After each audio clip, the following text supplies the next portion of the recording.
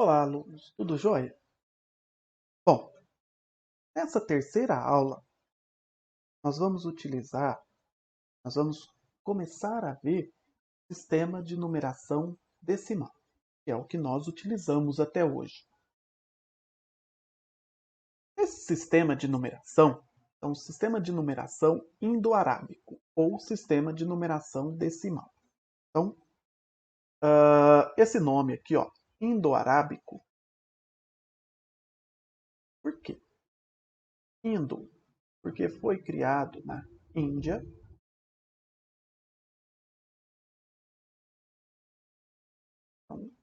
E arábico, porque os árabes divulgaram. Então, os árabes eles viajavam muito.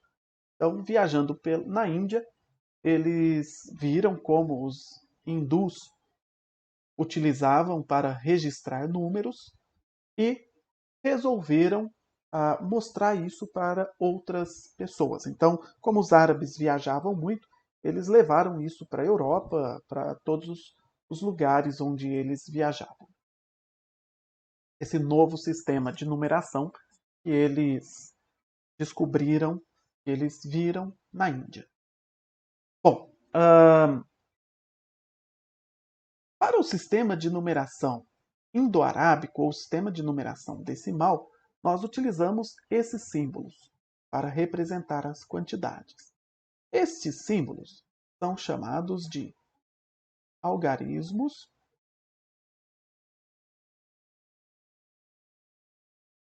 indo-arábicos.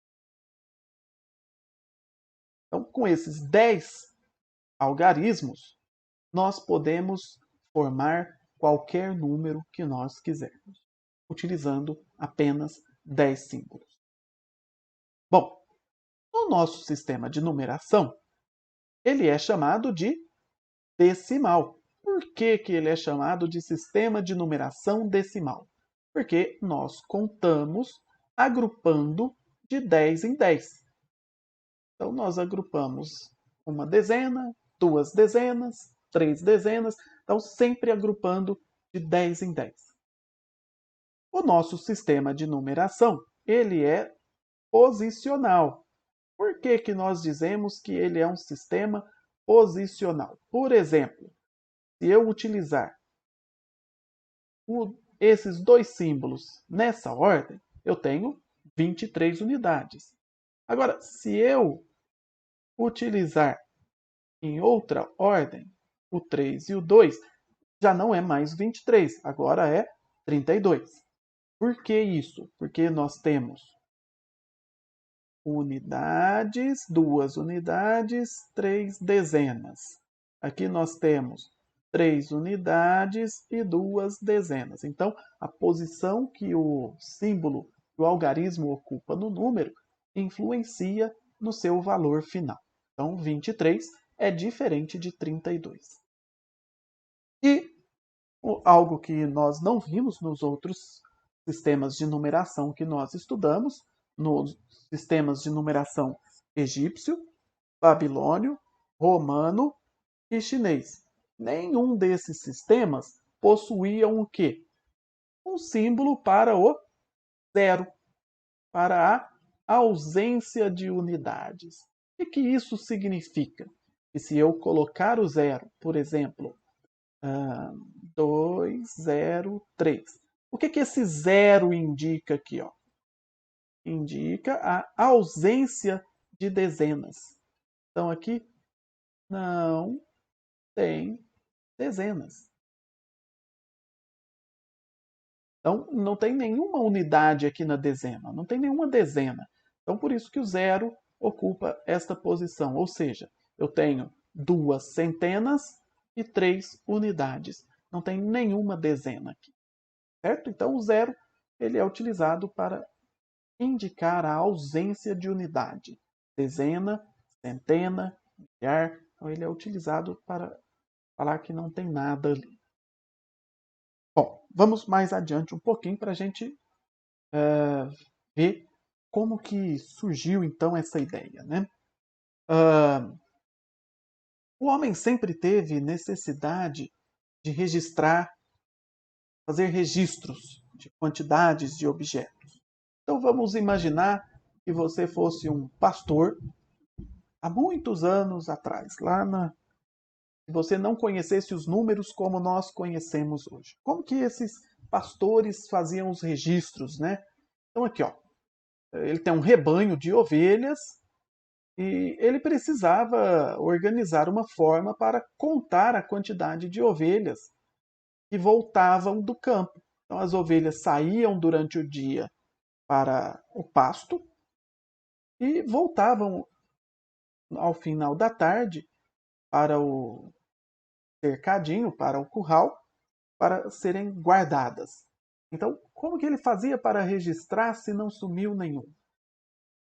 Então, ele teve uma ideia. Para cada ovelha, associo uma pedrinha. Então, uma ovelha, uma pedrinha, essa ovelha aqui, ó, tá? Essa pedrinha, esta ovelha, essa pedrinha e esta ovelha. Então, eu tenho 3 pedrinhas, 3 ovelhas. Bom, então ele colocava estas pedrinhas num buraco, né, numa cova, conforme a quantidade de ovelhas. Então ele passava uma ovelha, uma pedrinha, passava uma ovelha, uma pedrinha, e colocava aqui. E o que ele fazia? A cada 10 pedrinhas, ó, a cada 10 pedrinhas, ele trocava por uma pedra maior, certo? Colocando essa pedra maior no outro buraco, né? Na outra cova à esquerda. Assim, consigo controlar a quantidade de ovelhas. Beleza? Então, essa é uma ideia de como contar, utilizando pedrinhas e uma pedra um pouco maior para representar 10 pedrinhas pequenas. Bom, esse pastor aqui, vamos imaginar agora que você seja o pastor. Se você, então, os exercícios para essa semana. Se você fosse o pastor, como você faria para representar 50 ovelhas? Quantos agrupamentos de 10 pedrinhas você teria? Agora, se o pastor contar 245 ovelhas, como que ele poderia agrupar as pedrinhas? Então eu quero que vocês façam essas duas atividades. E agora já pensando em conjuntos numéricos, né? Então nós temos aqui, ó, números naturais, né? A gente vai estudar.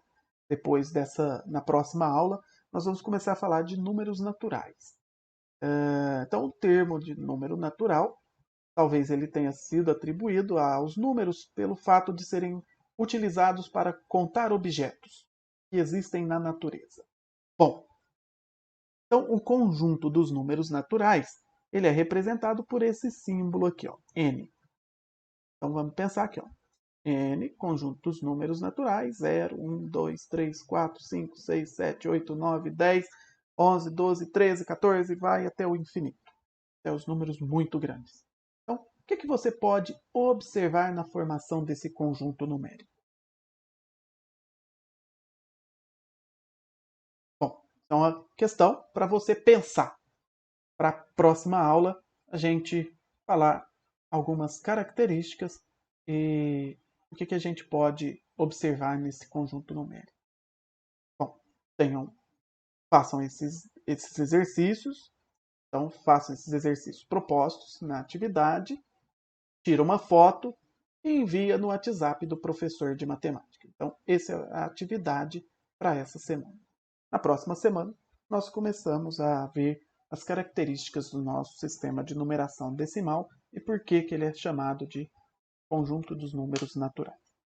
Tenha uma boa semana, bons estudos e até a próxima aula.